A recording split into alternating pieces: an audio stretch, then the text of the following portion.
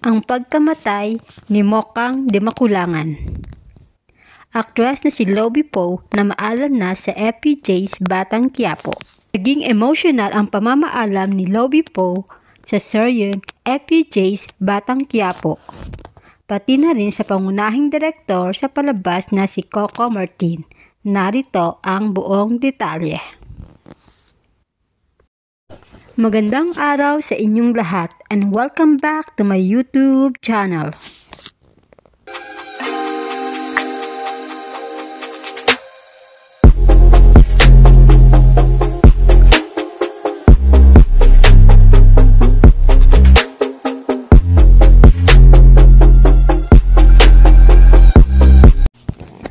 Opisyal na ngang na maalam ang karakter na si Mokang Di Makulangan sa palabas na FPJ's Batang Quiapo ngayong gabi January 4, 2024. Mismong si Lobby Poe na rin ang nagkumpirma nito sa pamamagitan ng kanyang social media account, kung saan nagbigay siya ng isang madamdamin pamamaalam sa mga manonood na tumangkilik sa kanyang karakter na si Mokang Di Makulangan.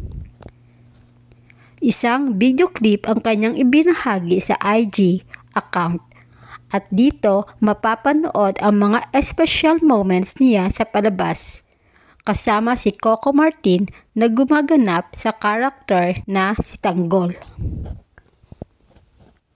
Sa caption ng kanyang post, siya ay nagpasalamat sa oportunidad na ibinigay sa kanya na makasama sa cast ng isang palabas kung saan nagrepresenta siya sa pangalan ng kanyang amang si Fernando Poe Jr. Ayon kay Lobby Poe, mahirap ang ginawa niyang desisyon pero kinakailangan niya itong gawin para sa bagong pahina. May special mention din siya para sa kanyang leading man na si Coco Martin, kung saan pinasalamatan niya ito sa ginawang pagpapatuloy sa legacy ng kanyang ama. Ayon sa ilang bahagi ng kanyang pahayag, I am truly blessed to have been part of a project that represents my father's name. It was a first and it will always mean the world to me. My deepest appreciation to Sir Dio, Tita Cory, and ABS-CBN for this opportunity. You have given me a missing piece to my puzzle. For that, I will always be grateful. Direk Coco, my dad's legacy is in great hands. Salamat at pinagpapatuloy mo. Coco, I will always be one of your biggest fans. Please try to sound asleep. At sa lahat na nagmamahal kay Mokang, sobrang mahal na mahal ko din kayo.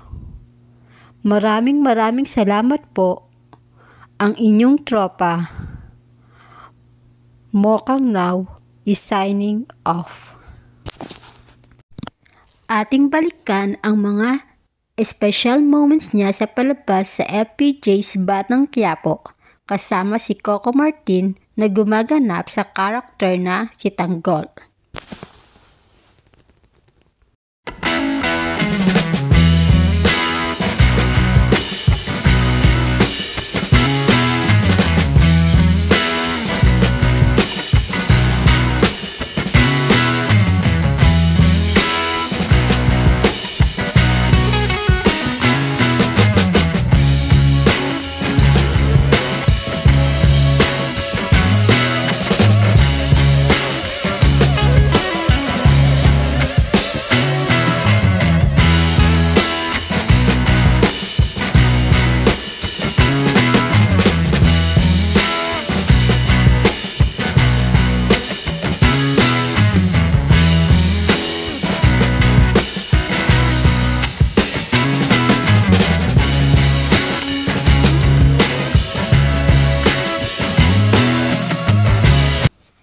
Narito naman ang mga reactions ng mga netizens.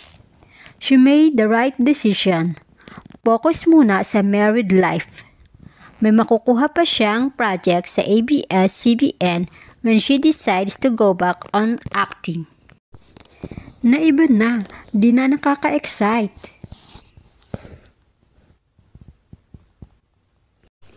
Maraming salamat Lovie Poe sa pagbibigay buhay kay Mokang or Monique.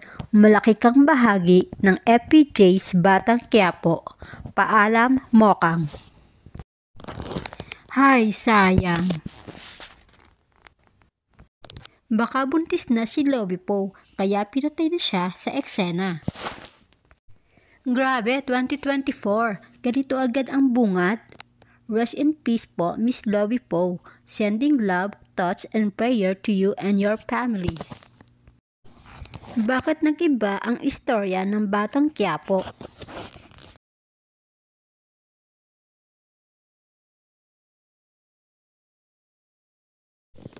Binago yung first trailer? Inaabangan pa naman namin yung eksena na makikita sila Ramon, Mokang at Tanggol. Biglang nabago ang kwento?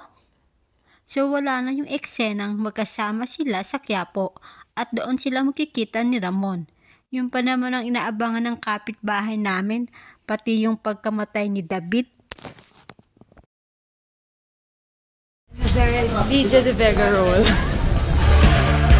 Masaya experience kasi nga syempre maraming akong mga friendship na nabuo dito. Parang on a daily basis kami magkakasama. It was very smooth and happy. How was it working with Lovie in Batang Quiapo? Syempre, it was an honor. Ano yan, anak ng The King and everything.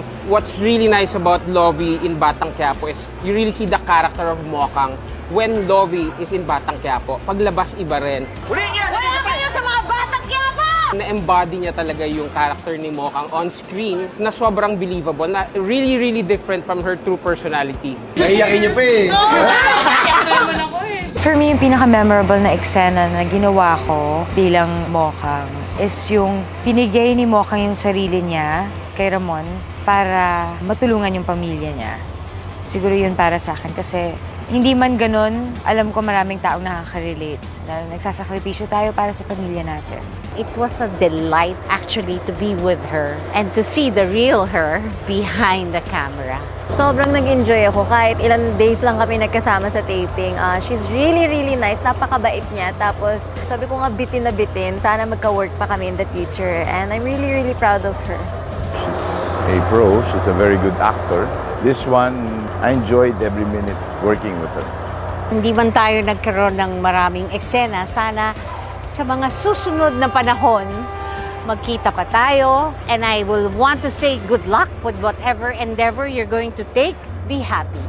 I love you. I wish you the best in your career and in your love life. And I hope 2024 will bring you more happiness. Kanina, we were talking and then I hope to see her again by next year.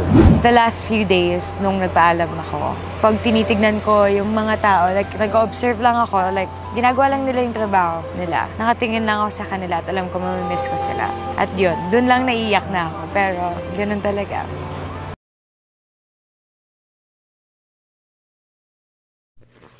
Marami pong salamat sa inyong lahat and thanks for watching and God bless.